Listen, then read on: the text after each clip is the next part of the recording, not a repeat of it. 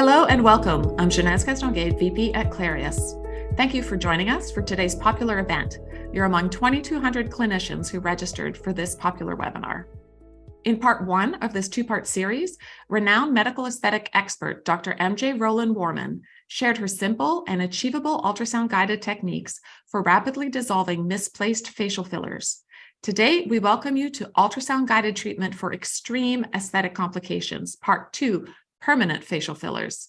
In a moment, you'll be joined by Dr. MJ, who will demonstrate ultrasound techniques to characterize existing fillers and guide treatment for the best possible results.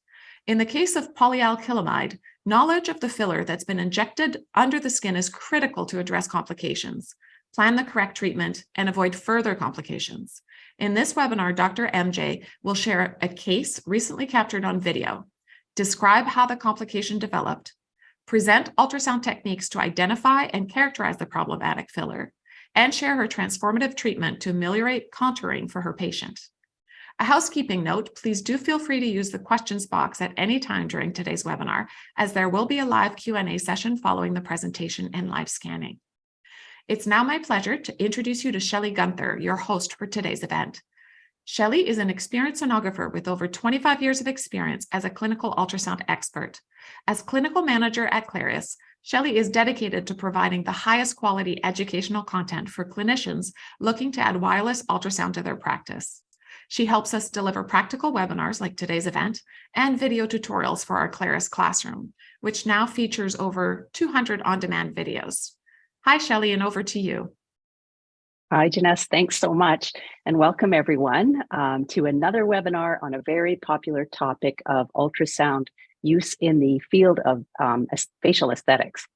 Thanks to passionate leaders like Dr. MJ, we're seeing more and more interest in ultrasound from aesthetics practitioners just like yourselves. And it's absolutely all about being able to visualize under the skin. And in earlier webinars, we've talked about identifying vessels as well as being able to target the area being injected for better and more consistent results for your patients. And because more and more people are getting filler injections, it's important that we are able to identify them and determine which type of filler a client may present to your clinic with in the event that you're planning to treat or dissolve a problematic filler. So to set the stage for this presentation, I did a bit of review of recent literature. And in this first paper, in earlier webinars, we've talked about using high-frequency ultrasound to characterize fillers, particularly if your patient is wanting them treated. And we presented a 2010 paper by Dr. Schelke discussing her earlier work in this area, which she continues to expand on. Information is still being introduced, as in this paper from 2022 out of China, where Zhang and her team performed ultrasound in 94 patients with a variety of nasolabial fold fillers, including HA and polyalkylimide. They added several more criteria in the imaging, like fluidity, blood flow signals, so that moving forward, we can provide even more accurate identification of these fillers. The next one is a study done to report long-term follow-up results of patients who underwent surgical removal of migrated biodegradable filler, which originally was placed in the nasal bridge, temporal, or malar area. Interestingly, all of these patients had migration of the filler to the periorbital area, which was subsequently surgically removed a few years down the road. And I think the takeaway here is the importance of assessing nodules or swelling, even though they may be away from the intended site, preferably with high-resolution ultrasound, now that we're better to identify and characterize these fillers.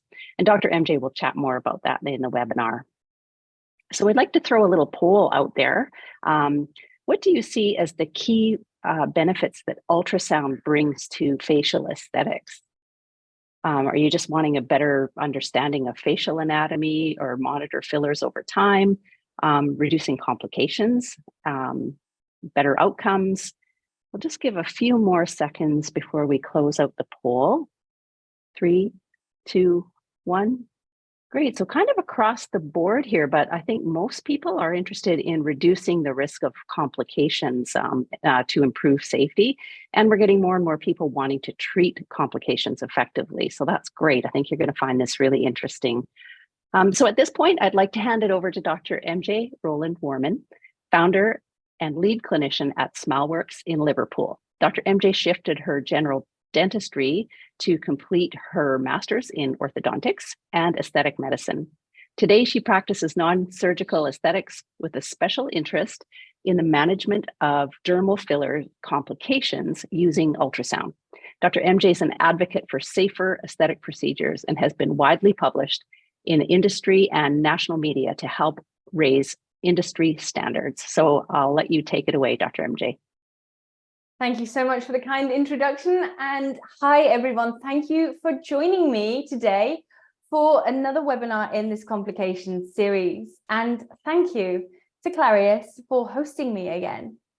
It is such a pleasure to be speaking to you on how ultrasound can help solve complications with fillers. For those of you who don't know me, I'm a dentist and my practice is limited to aesthetic medicine. I run complication clinics every week and see hundreds of complications a year. Filler complications are out of control. Not a week goes by when we don't see a horror story in the news or on social media about someone's awful experience with fillers. And these cases are difficult when patients are injured and upset and a resolution is needed quickly.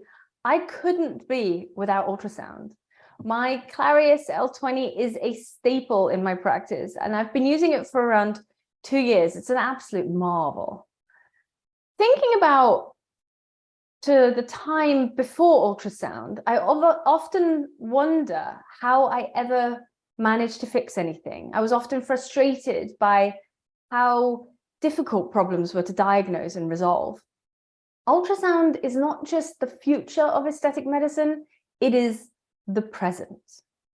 Joining me to learn tonight are incredible practitioners from all corners of the world. You guys are constantly driving to understand new things, master new skills, and improve our industry. Together, we are the ones who take responsibility to deliver safer treatments and transform people's lives. Even if you don't yet have ultrasound in your practice, simply being here, educating yourselves, puts you ahead of the game. So give yourself a cheer for taking this first step into the world of ultrasound. With Clarius at your side, an L20 in your hand, and with the right training, you can achieve great things and stay relevant during the changes that we will face in the coming years.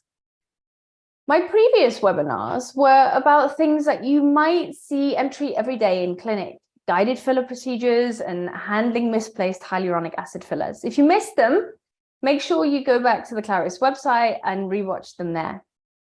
But tonight, I have a surprise for you. We're going to crank it up a notch in this webinar. I'm going to share a case that is quite unique and something that I'm convinced would be very difficult to diagnose and treat without ultrasound at your practice. We're talking problems with permanent filler. So how we diagnose it, how we assess risks of treating these complications, and the management options. So let's get into it. For those of you who joined me in the last couple of webinars, you'll already know how useful ultrasound is in aesthetic medicine. If you're new to ultrasound, there are so many applications for it, be that in filler treatment, monitoring filler over time, diagnosing filler types, learning anatomy, or diagnosing and managing complications. Ultrasound has advanced our knowledge in complication management more than any other development in this field, I believe. In our case today, I'm going to be discussing all of these applications of ultrasound, and you will see how ultrasound is the golden thread that runs through our patients' treatment. So let's start by getting to grips with filler types that we might come across, and apologies for that giant list there that you can hardly read. But the point is, there are hundreds of different filler products out there, different types, different brands. Some countries have more products on their market. Some, like the US, with stricter licensing laws, they have less. On the UK market, there's an estimated 500 plus filler products. Some are good, some not so much. To be approved medically, the ideal cosmetic filler should be non-toxic, non-carcinogenic, non-immunogenic, and to achieve excellent aesthetic results. Different materials have been tried out over the years, and some with varying degrees of success.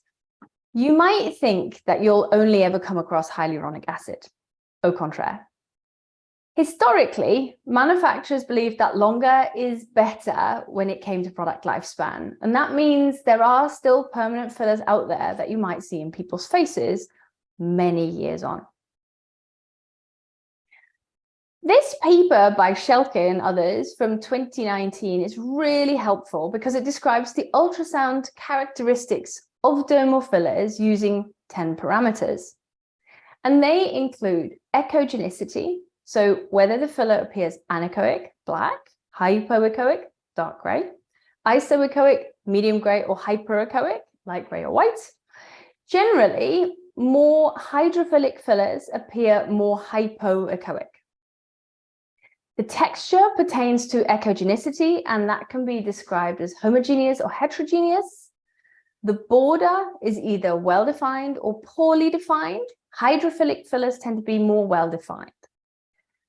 We describe the shape as round, oval, band-like, or mass-like. Hydrophilic fillers tend to appear in discrete round or oval deposits. It's important to measure the diameter and record the quantity of deposits that you see. Internal characteristics pertains to what's inside it, and this is to do with how sound waves reflect off its contents. And this gives us some clues as to whether the contents are liquid or solid. Artifacts are really useful when it comes to distinguishing fillers. These are to do with how the sound waves pass through the filler deposits.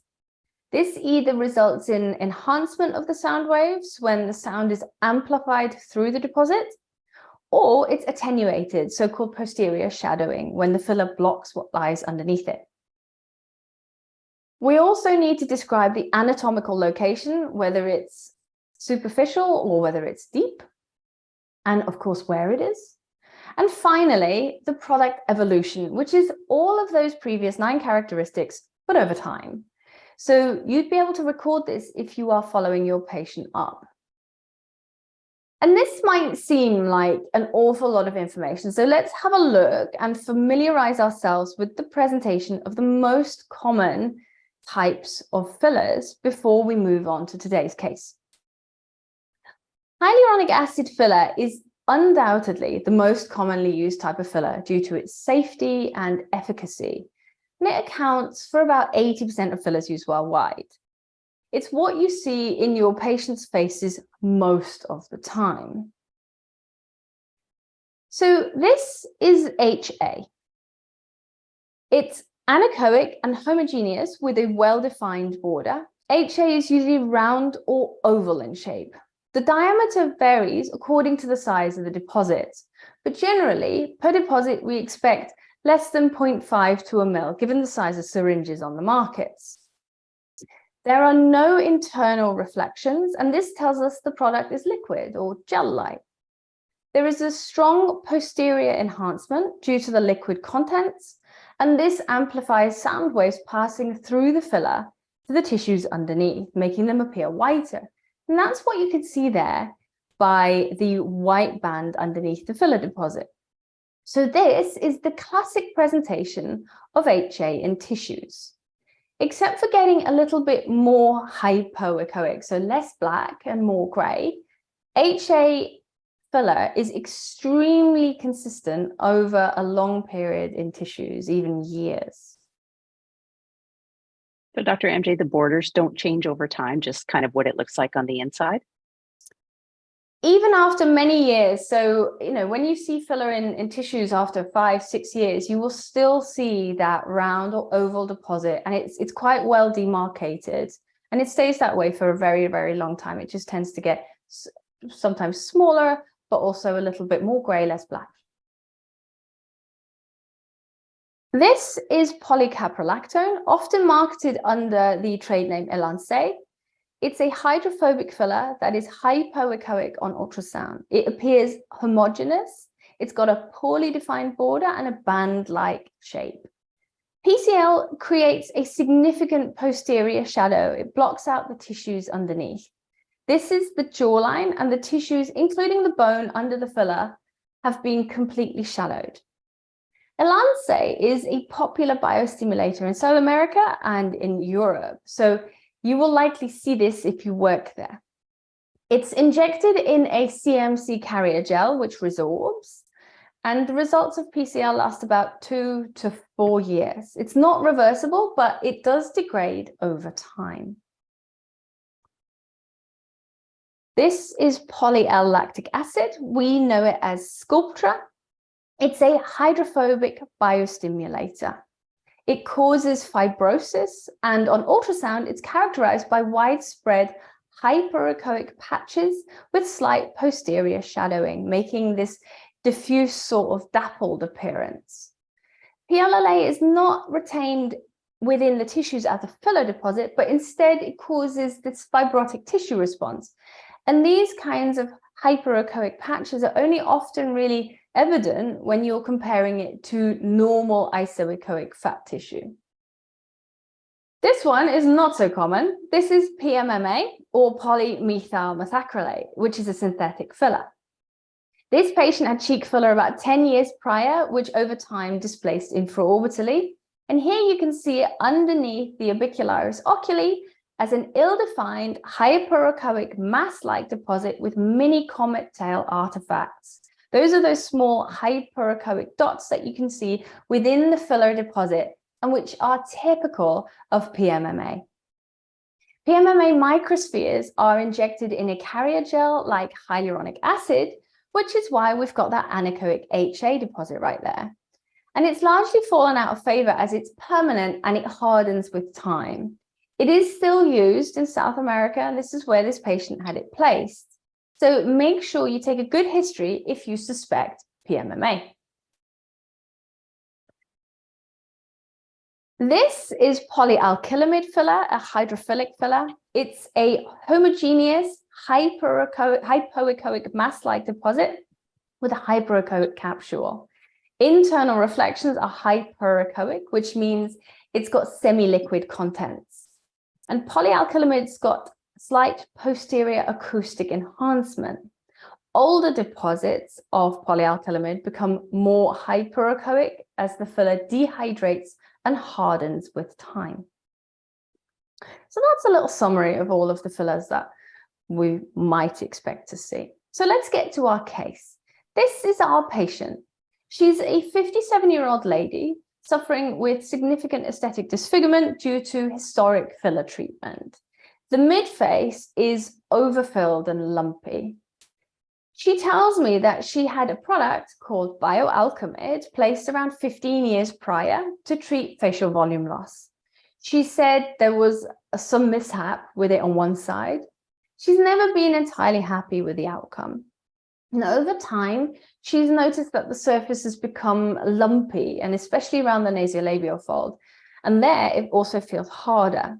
She's not in any pain. She's never suffered redness or infection. And her aims are simple. She wants an aesthetic improvement. The temple and the lateral face are bothering her as they are hollow compared with her midface, which is bulging.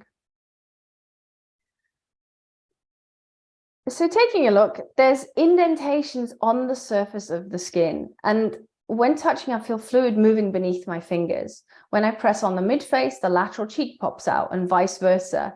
And it feels like there's an awful lot of filler underneath the skin. So let's check it. There's a huge homogeneous mass-like hyperechoic structure with a thin hyperechoic border. And there's hyperechoic internal reflections, which vary with application of pressure to the area. That means there's liquid swooshing inside. And you can see it moving back and forth there.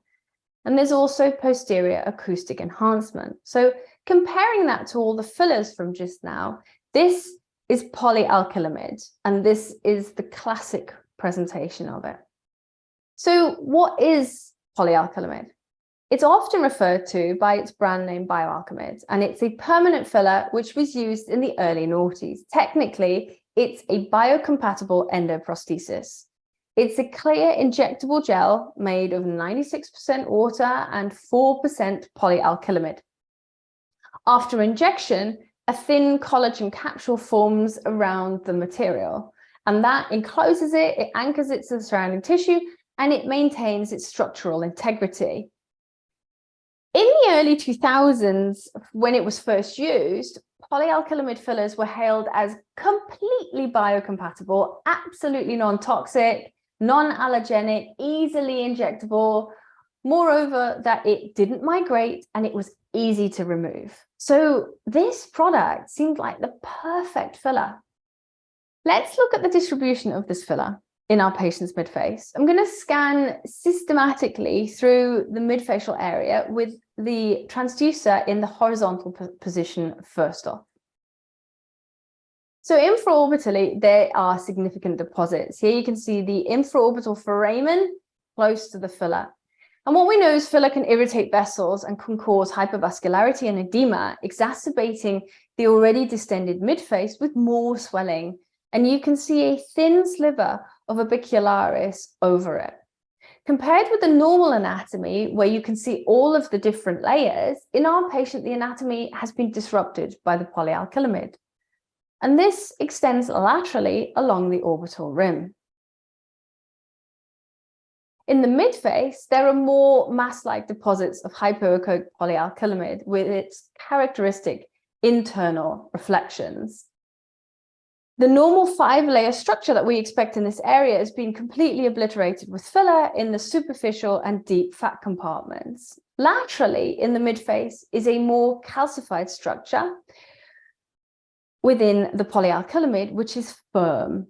And as we look more laterally still, is a homogeneous hyperechoic structure, which is the parotid. Again, significant polyalkylimide deposits associated with the parotid and deep to the parotid fascia. And in the zygoma, we've got deposits of filler in the superficial and in the deep compartments separated by the SMAS layer. And with the transducer vertical now, we can see the hyperechoic zygomatic bone. There's polyalkylimide in the subcutaneous plane in the lower temple, and more medially, there's deposits in the interfascial plane above and below the zygomatic arch. Completing our overview scan of the midface and coming back to the infraorbital area, it's evident that we have a significant filler load to our patient's midface in both the subcutaneous and the deep compartments and extending between all of those tissue layers. And this presentation was replicated on the contralateral side, but also extending into the lower face and into the jowl. And here's a detailed view of the temple. The layers are still intact on the upper part of the temple. Towards the zygoma, as you can see in that lower picture, there is a deposit of polyalkylimide, which is that black structure in the subcutaneous and in the interfascial plane in the lower temporal compartments. And there doesn't appear to be any area of this patient's face that's not affected by this filler. Here, it's encroaching on the parotid and even displaced into it. A recent paper by Schelke explored a similar issue where HA filler had been displaced into the parotid gland in several patients. And they reported that whilst inadvertent injection of filler can cause abscess formation, tender nodules, inflammation, and xerostomia, most cases are actually subclinical. And this was also found by Wertzman in their 2021 findings. Both papers conclude that inadvertent filler injection into the parotid is remarkably easy and it's very, very common. Practitioners using cannulas often feel no difference in tactile sensation between injecting subcutaneous fat and entering the gland through the parotid fascia. Our patient's case is also further complicated by the patient's thin subcutaneous tissue, which makes displacing filler into the parotid even more likely. And those of you who have never seen polyalkylimide in tissues may be shocked by this lady's appearance. and the presentation of the product on ultrasound. But this is quite common for this filler. Within a few years of polyalkylimide being brought to the market in the early noughties, complications were coming to light at an alarming rate. Kadooch, in their 2014 evaluation of permanent fillers, grouped polyalkylimide complications into 4 categories, namely non-inflammatory nodules, which is a firm swelling, but without clinical features such as pain, erythema, heat, or edema. And this is really common. There's low-grade inflammation, which includes redness, swelling, or tenderness at the injection site. And this also included nodules and induration with inflammation. Inflammation due to a foreign body response or biofilm, it can be triggered by dental procedures, facial swellings, or even trauma. And the polyalkylimide hydrogel is an ideal reservoir for biofilms. Abscess formation is defined as a fluctuating swelling with redness and or tenderness and pain at the filler site. And this can be quite a serious acute presentation necessitating urgent intervention, like that lady in the 3rd picture there. And then there's migration, which is the movement of filler from the injection site, often to a distant site. And that's thought to be due to muscle movement. Long term, the gel undergoes calcification and dehydration, which triggers further inflammation. And we saw, if you remember from the pre-op scan, we saw some calcified filler on that scan earlier. This phenomenon was also documented by Schelke in the 2018 polyalkylimide non-stable filler over time. And they also revised the conservative estimate of a 4.8 complication rate for polyalkylimide to an astounding 50% in the long term. And there are some authorities that even believe polyalkylimide has an over 70% complication rate long term. So this product was actually withdrawn from the Dutch market after numerous warnings were issued by the health authorities back in 2006. It's no longer licensed by the FDA, and whilst it is still licensed in a lot of places, it is not used by many practitioners. The statement that permanent filler causes permanent problems has never been truer than for the case of bioalkylimide. Because of its permanence, we will see patients affected by this for a very long time. It's interesting, just the long term, like you said, that we're going to be seeing more and more of this filler in the coming years. It's very, very true. Permanent fillers always mean permanent problems. And I get what they were trying to do in the early noughties when we may not have appreciated aging to the extent that we do now. Right. But tissue changes in people are gradual over time. And some people's aging is very unpredictable. And having something that is very permanent in there is not always such a good idea. And I know a lot of patients want those more permanent results, but when they see the permanent problems that they come with, it's really not a great thing. So for my patient, my diagnoses were non-inflammatory nodule, migration of permanent filler product, and dehydration and calcification of polyalkylimide deposits.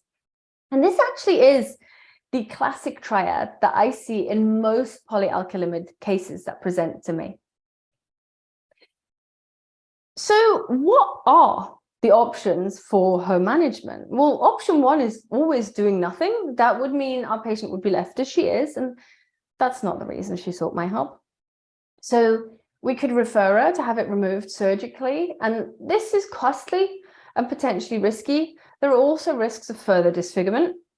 We've got option 3, which is non-surgical removal.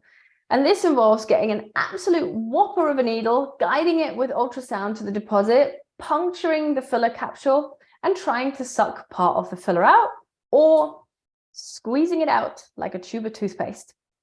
And the risks of this are not insignificant. Disturbing the filler can cause infection, it can cause abscess formation, it can cause cellulitis.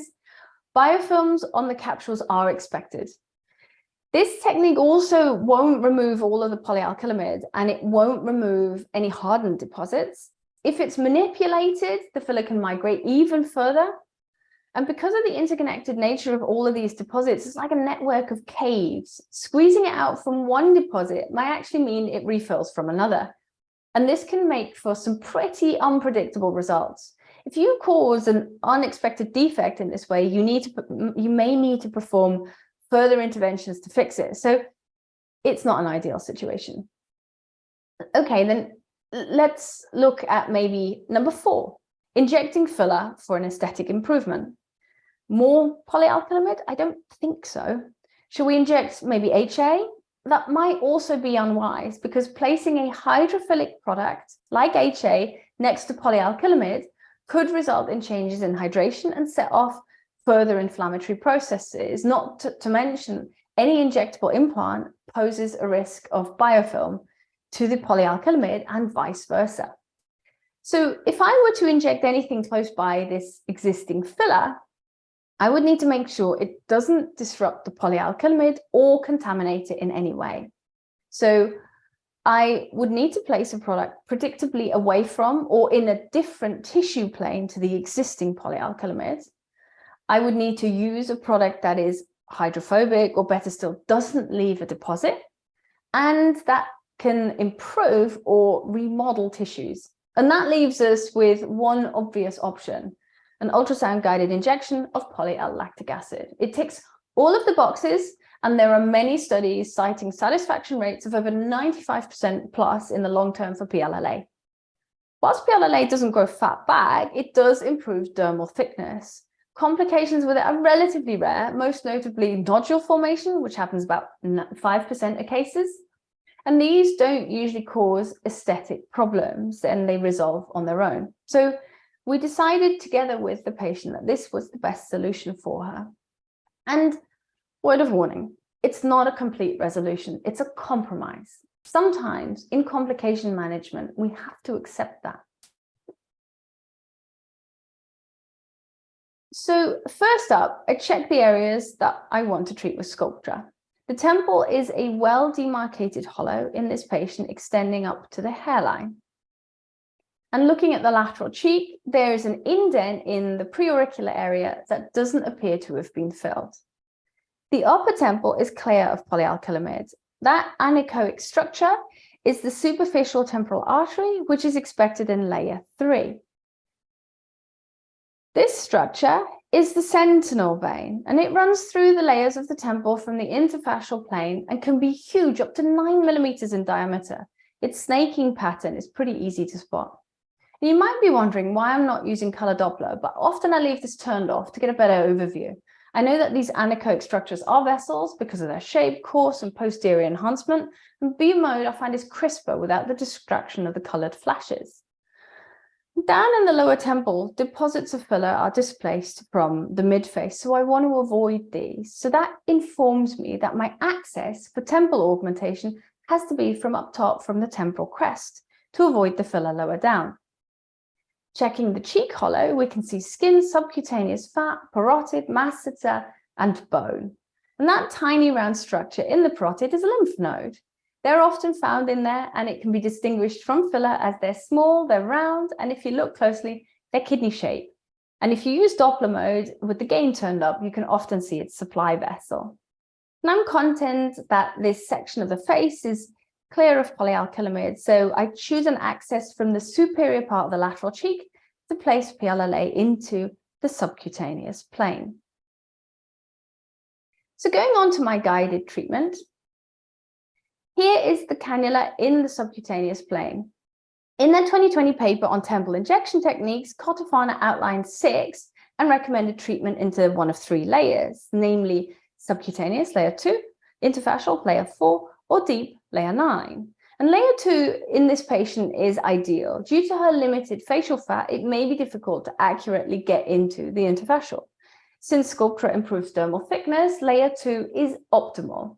And I'm above the superficial temporal artery, and once again, once I'm happy with my position, I can go ahead and inject.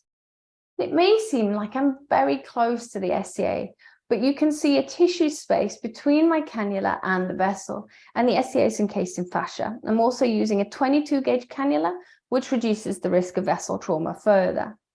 And I deposit a little more product, and then I work my way across the temple.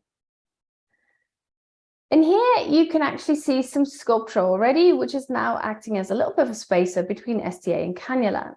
And that there is a motion artifact caused by fluid coming out of my cannula. And any rapid movement will cause a Doppler shift on ultrasound.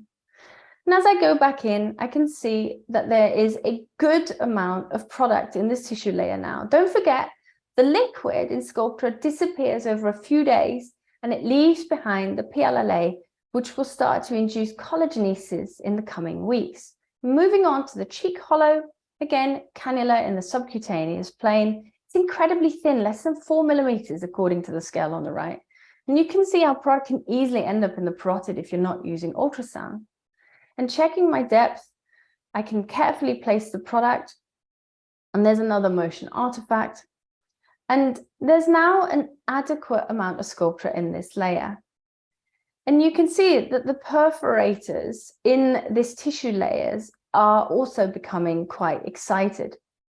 Trauma will elicit a vascular response and it will increase blood flow to the area.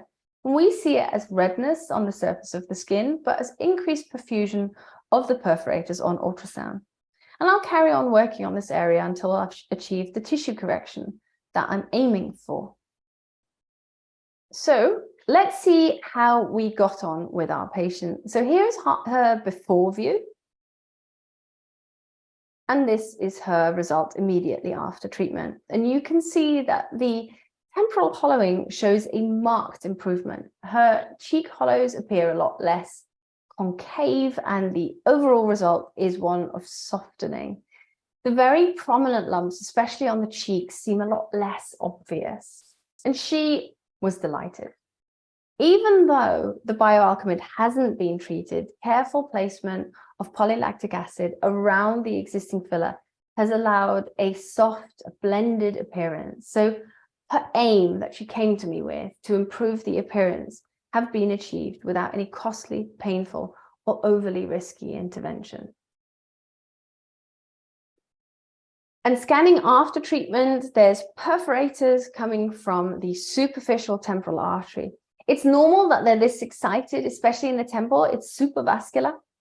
The hyperechoic flex of freshly placed PLLA can be seen.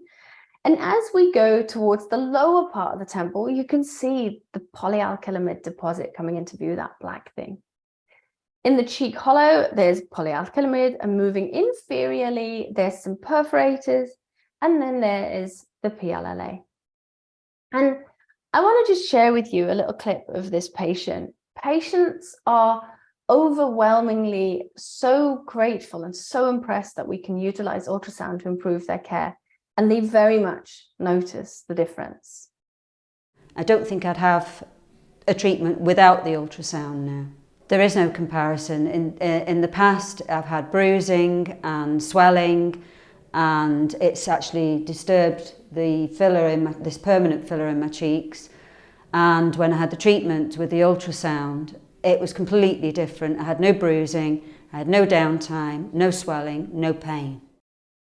There is, as you can see, so much you can do with ultrasound. You might use ultrasound for your daily filler practice, placing ultrasound safely with guidance, or resolve routine or simple complications that we know happen frequently in aesthetic practice. Or you might handle complications like the case I've shared with you today, which are a lot more complex, risky, and really put your scanning, your injecting, and your patient management skills to the test. With ultrasound in your skill set, there's truly never a dull day, and it will be one of the most useful tools you will invest in for your practice, I guarantee you. To get to treating these tricky cases, you have to practice, and then practice some more. I will admit that had this patient presented to me a week after getting my Clarius, I probably wouldn't have felt comfortable tackling her problem. Over time, however, I've built up my skills, my experience with ultrasound. I manage more and more difficult cases with the help of ultrasound. It's a learning journey, and you learn something new with every scan, every case, and every complication that you see. And that is what makes you a better practitioner. Remember to always ask for help if you're not sure. Complications can be very stressful for both the patient and for you. And it's important to get it right to save everyone, including yourself, more heartache. you've got to appreciate that some complications are a compromise. When we're dealing with permanent filler, we don't have a magic wand to wave to make it all better. But what we can do is use ultrasound to diagnose correctly and get the patient the safest and the best possible outcome. And that brings us nicely to my next point. At the Hub, our aim is to create world-class learning experiences to make you better practitioners and grow your practice. After years of hard work, instructional design, video editing, and research, we finally launched an online ultrasound course, which I want all of you here to sign up for. You can see some of the topics there. There is quite a lot of content, and the course will guarantee you the best start in ultrasound. If you have a Clarius, you can even scan along to the videos and the demonstrations. You can study at home, and once you've completed the online accreditation, you can come to the Hub and do the practical training with me at our state-of-the-art ultrasound practice.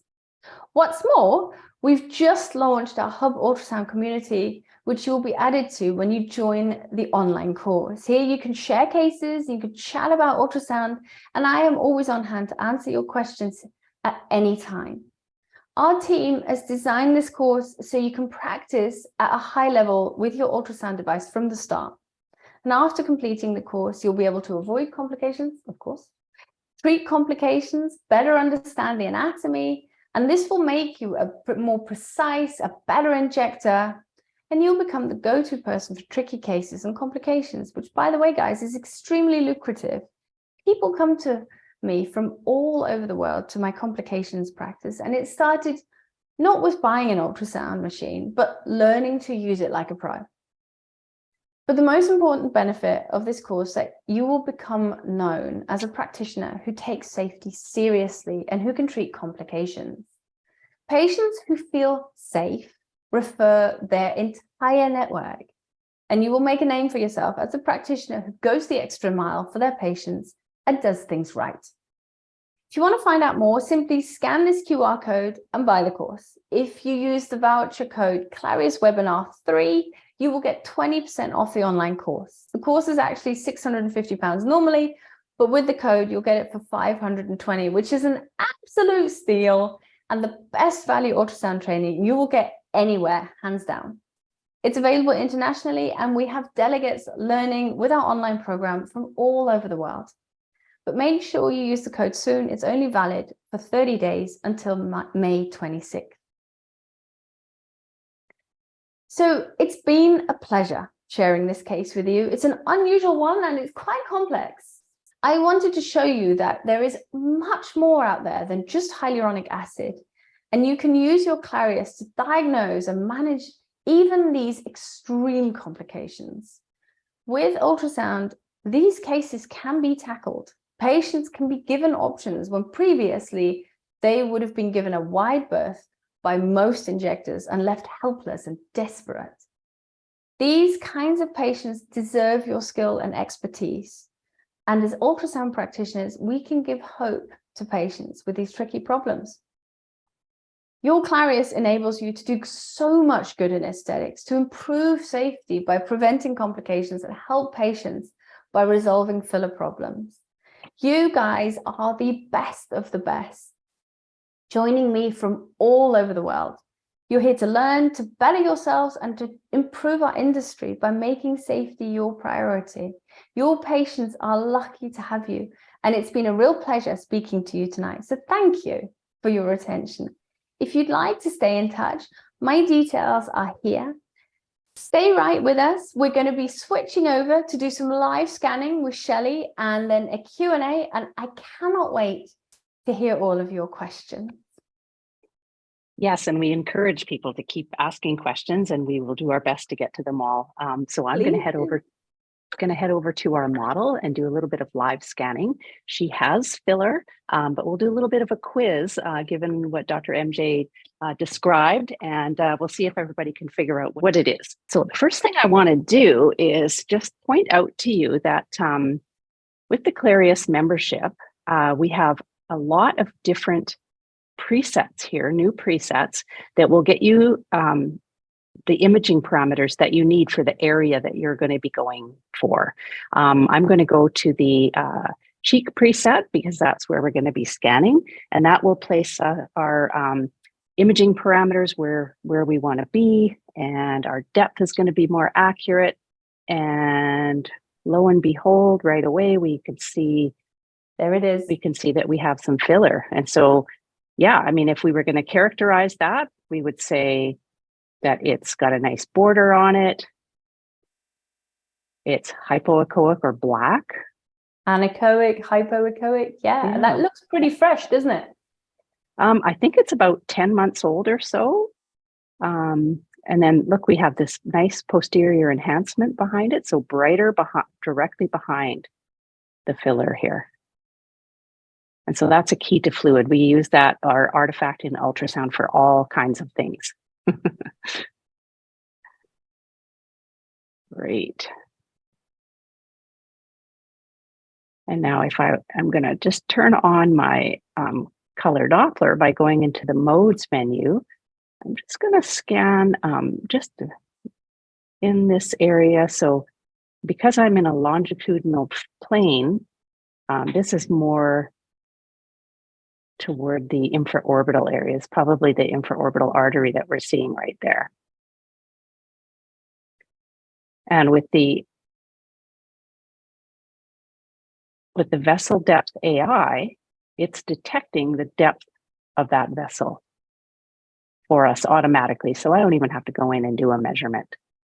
That's a really neat feature, especially if you're working somewhere where you want to make sure that you are predictably away from any vessels. Right, great. All right. Good. And then one more thing I just wanted to just show you quickly, just turn your head a little bit there.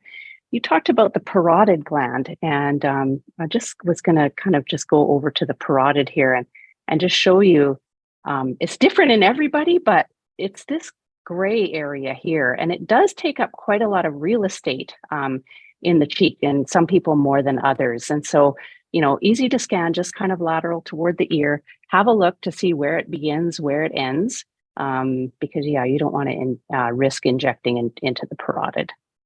And this lady's actually got a lot more subcutaneous fat tissue than our patient. If you think back to our patient I was scanning, her parotid, probably in part owing to the amount of polyalkylimide that was encroaching on it, was absolutely minuscule. It was, yes, yes. Wow, that was incredible. Thank you, Dr. MJ, for sharing your best practices for addressing extreme complications from permanent fillers. And thank you, Shelley, for the fabulous live scanning, showing your new aesthetic presets and vessel depth AI. Just before we open up the floor to questions, with our guest speaker, Dr. MJ, here's a quick poll for you. We'd love to help everyone continue their journey in bringing ultrasound guidance to their aesthetic practice. So please do complete this poll if you'd like any additional information. We have a truly global audience today, and pricing and availability does vary by region. So please go ahead and request a quote in pricing if you're interested in acquiring a Clarius. You may also opt to speak to one of our experts about the advantages of wireless ultrasound. If you'd like to discuss scanner features, please select that option.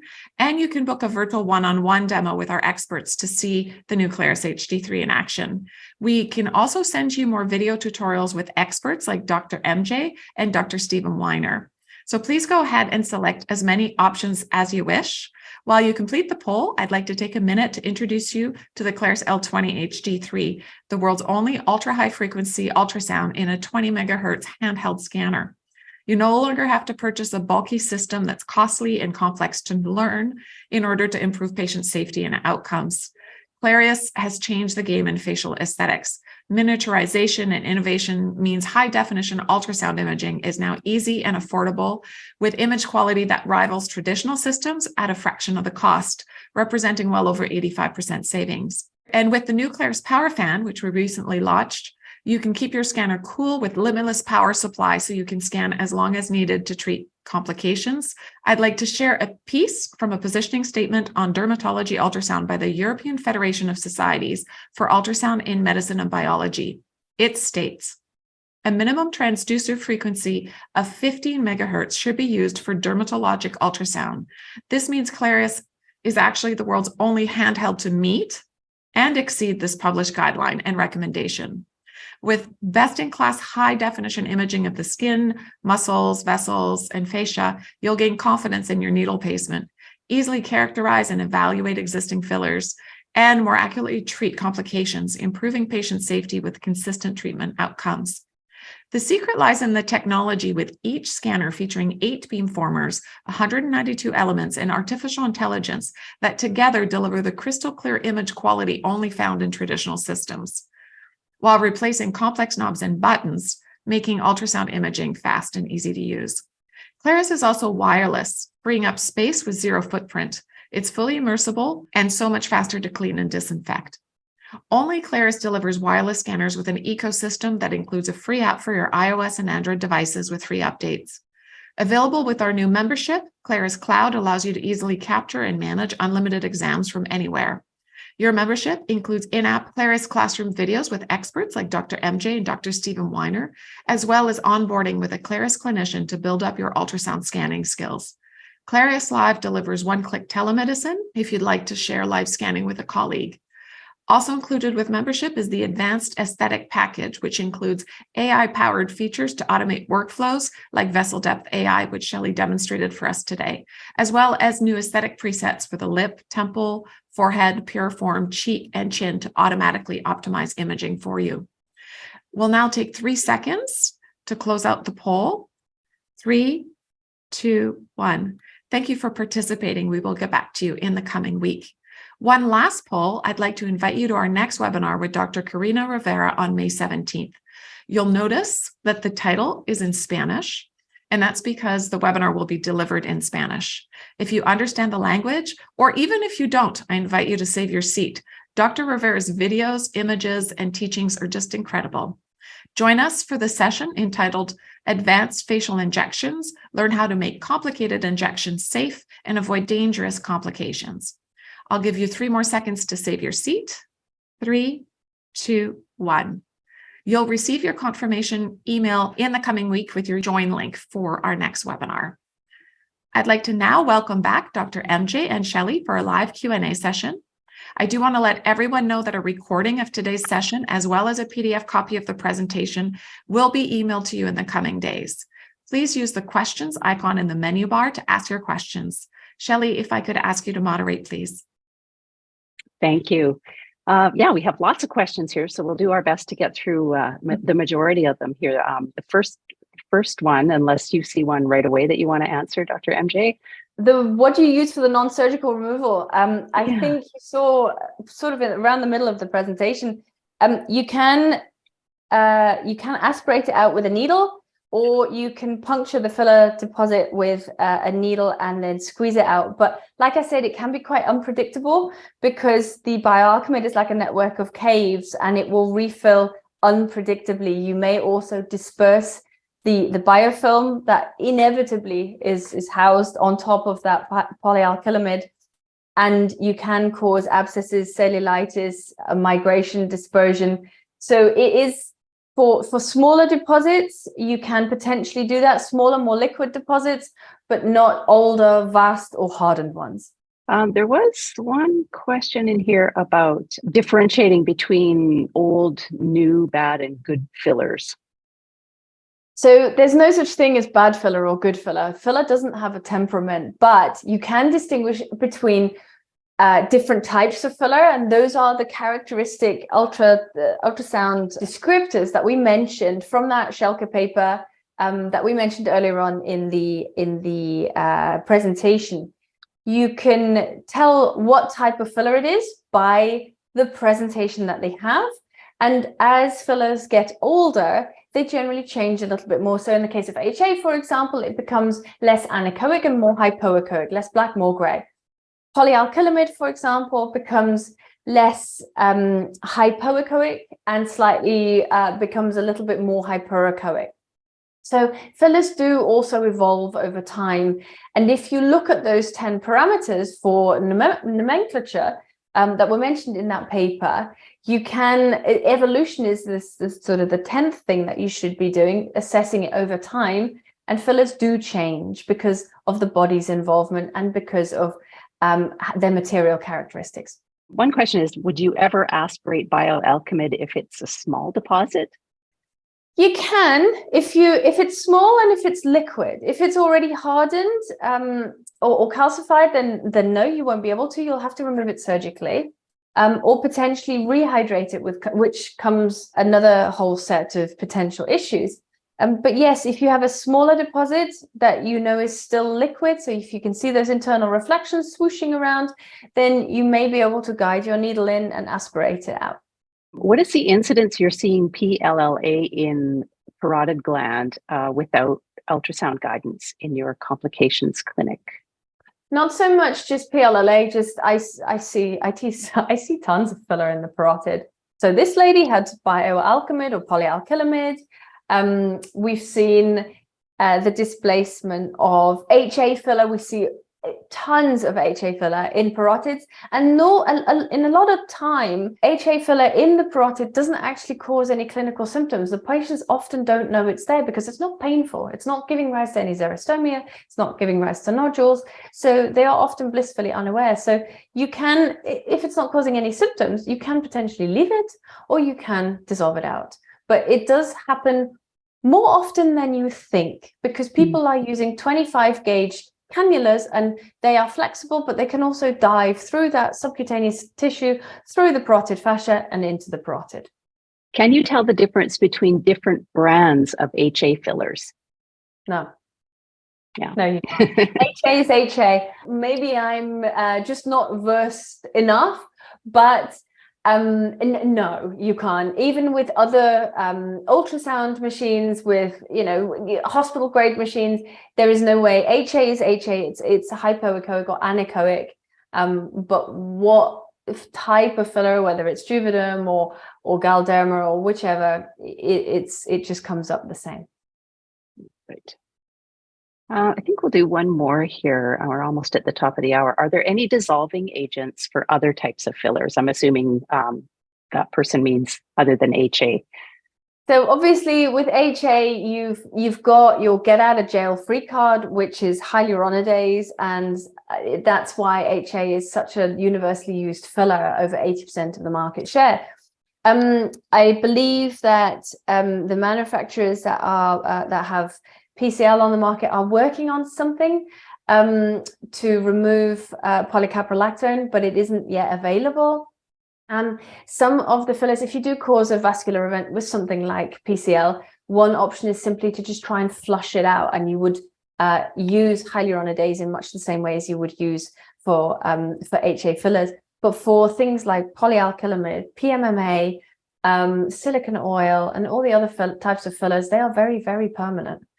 So there is, once they're in, apart from trying to squeeze them out or surgically cutting them out, there's just really no way of effectively getting them out of tissues, which is a problem. Yeah. Well, we are at the top of the hour, Dr. MJ. Thank you so much for a heartbreaking case study, but really, really happy for the outcome for your lady. And thank you for all of the great information. It was a fantastic webinar as always. And thank you so much for having me. Yeah. Yes. So like Janess had mentioned, everyone will, if you've registered, you'll receive a copy of this webinar, and you have Dr. MJ's contact info. I'm sure you'll be getting a lot of emails. So thanks everyone for joining, and hope to see you next time. Thanks. Have a great night.